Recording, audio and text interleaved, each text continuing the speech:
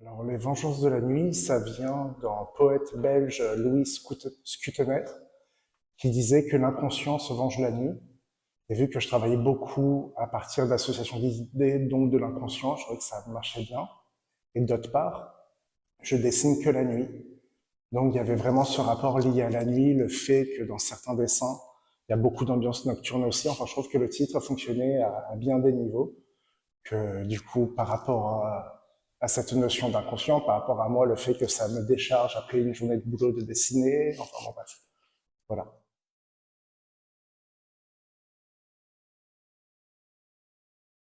Je ne sais pas s'il y a vraiment une influence directe, mais il y a effectivement l'ambiance de la nuit où je suis seul, c'est beaucoup plus silencieux, il y a moins de sollicitations. Et peut-être qu'effectivement, maintenant que j'y pense, le nu est apparu depuis que je dessine de nuit aussi, pour le coup. Donc, il y a peut-être effectivement un côté plus libérateur, plus intime, pour le coup, qui permet effectivement une plus grande liberté. Je ne saurais pas dire, moi, c'est plus une contrainte que vraiment un choix.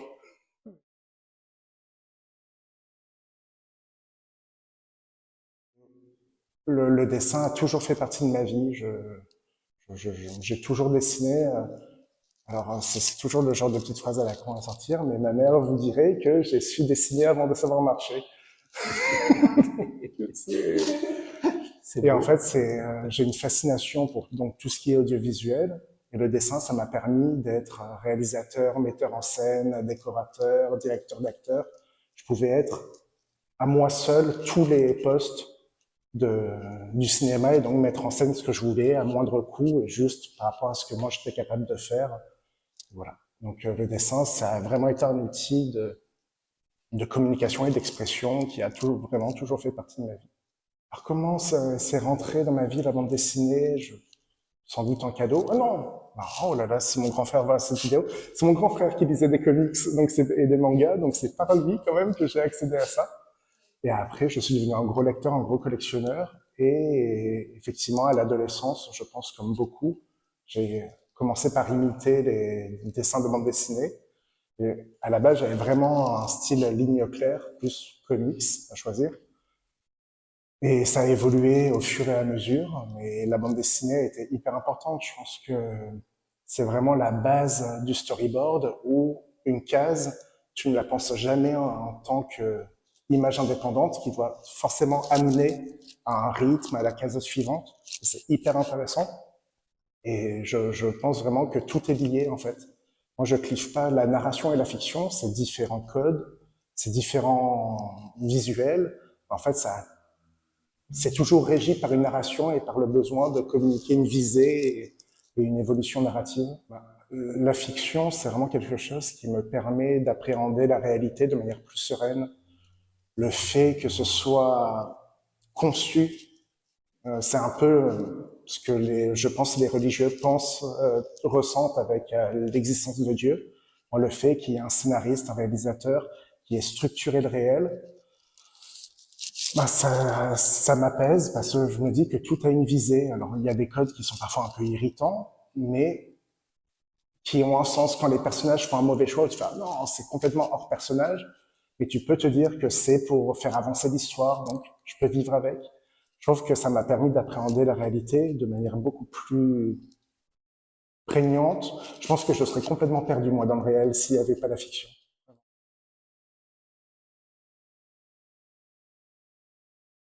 À la base, ce que je voulais, c'était vraiment créer comme une maison de poupée. Donc, tu vois, sans la façade et où on peut se balader, un peu comme l'opéra, mais version vraiment maison.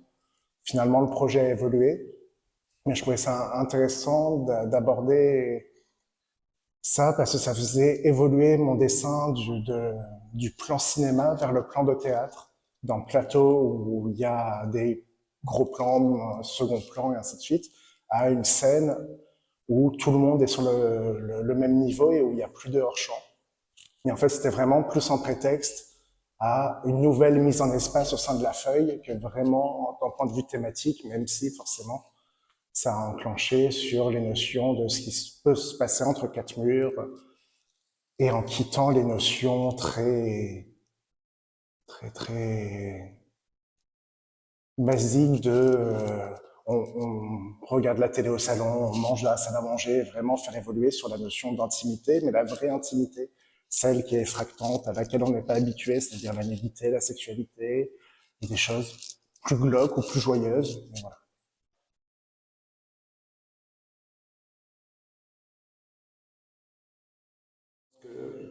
L'art en général, que ce soit la peinture, le dessin, le cinéma, et c'est vraiment ce qui nous permet d'appréhender notre société. Je pense que sans la culture, avec un grand C majuscule, on serait tous ensevelis. C'est ce qui nous permet de tenir, de voir peut-être des projections sur le futur qui nous disent « Ok, on résiste, on continue et on va s'en sortir ».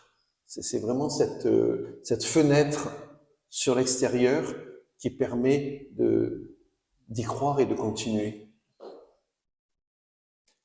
Mais il y a vraiment effectivement un côté détourné aussi par la symbolique. Moi, je sais pas de prôner quelque chose. Encore une fois, ça se passe plus au niveau inconscient, où ça fait partie de ma vie, de ma vision du monde, donc forcément ça transparaît dans mes dessins. Je cherche pas à prôner quelque chose, à marteler. Ça se passe vraiment au niveau symbolique, ou parfois c'est presque subliminal dans certains dessins. Après, c'est vrai qu'il y a le nu qui est très frontal, mais ça, c'est plus là pour questionner notre rapport à ce qui fait partie de notre vie, à notre état naturel, et qui a été complètement changé par une recherche de pouvoir hégémonique des religions monothéistes.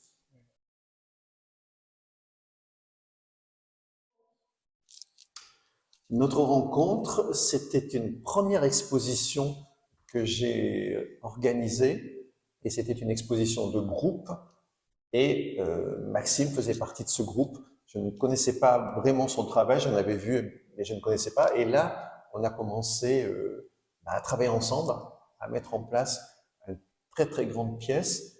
Et du coup, je suis rentré dans l'œuvre de Maxime, je l'ai rencontré lui personnellement, et je me suis rendu compte que son œuvre était passionnante, enfin me passionnait en premier lieu.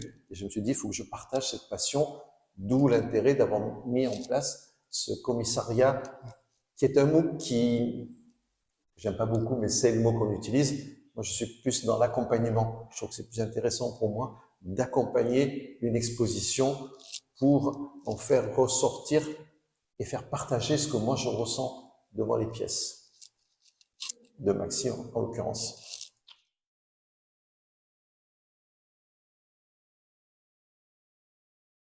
Alors, ce qui me passionne dans l'œuvre de Maxime, c'est sa grande liberté. Je trouve qu'il y a une grande liberté dans ce qu'il montre, dans ce que ça dit, et ça implique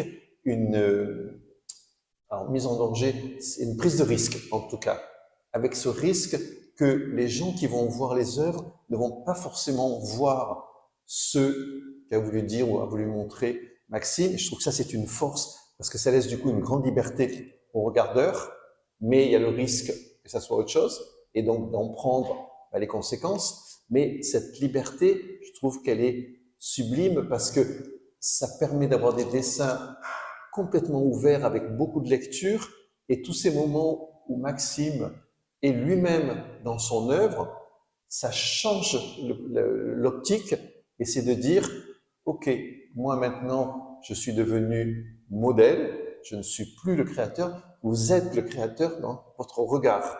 Et donc ça change l'optique, et je me dis ça donne une responsabilité au regardeur, qui est super intéressante, parce que ça le met comme un miroir face, on va dire, à ces hypocrisies peut-être, par rapport, là tu parlais des thèmes, mais par rapport aux thèmes abordés, en tout cas, face à ces contradictions. Parce qu'hypocrisie, pas pour tout le monde, mais en tout cas face à des contradictions avec le regard de Maxime, puisque dans beaucoup de ses œuvres, il regarde les gens qui le regardent, mais comme beaucoup des personnages d'ailleurs. Donc il y a cette confrontation en disant, ok, tu me regardes, moi aussi je te regarde. Donc on a un dialogue qui se passe à travers l'œuvre. Et du coup, dans l'accrochage, on a voulu aussi donner cette liberté aux gens de passer d'une pièce à une autre, puisque c'est le principe de la maison, mais de s'arrêter dans chaque pièce, de par moment avoir beaucoup d'espace de respiration pour que les faits peut-être oppressants pour certains puisse un petit peu se diluer et en se disant, ok, je suis dans une maison, mais c'est quand même très oppressant une maison. Contrairement au discours établi que la maison c'est toujours rassurant, c'est toujours le havre de paix, entre guillemets, on sait que l'actualité nous le montre, qu'une maison ce n'est pas toujours aussi rassurant que ça. Une fois que tout est fermé, ben, ok, et on voit bien qu'il y a très peu de fenêtres ouvertes dans les pièces de Maxime, donc il y a vraiment toute cette réflexion à avoir sur ce que c'est qu'être dedans.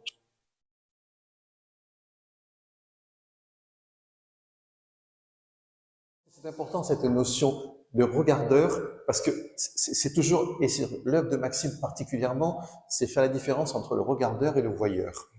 À quel moment on est l'un, on est l'autre? Est-ce qu'on est en capacité d'être les deux et de prendre un certain recul et de se dire « Ah mais là je deviens voyeur ». Dans l'œuvre de Maxime, il y a beaucoup de nudité, donc la limite elle est très tenue et c'est intéressant de discuter avec les gens qui approchent, qui appréhendent les œuvres de Maxime, parce que de se dire « Ok, tu te positionnes comment quand tu arrives? Qu'est-ce que tu regardes en premier ?» Et je pense que ça sera, c'est intéressant d'avoir cette discussion et de voir comment chacun est prêt à aborder, à appréhender une œuvre et dans les choix que l'on fait sur d'autres expositions. Qu'est-ce qu'on cherche quand on va voir une œuvre? Dans quelle position on se met? Et je pense que la position est déterminée par le choix, par ce que l'on cherche.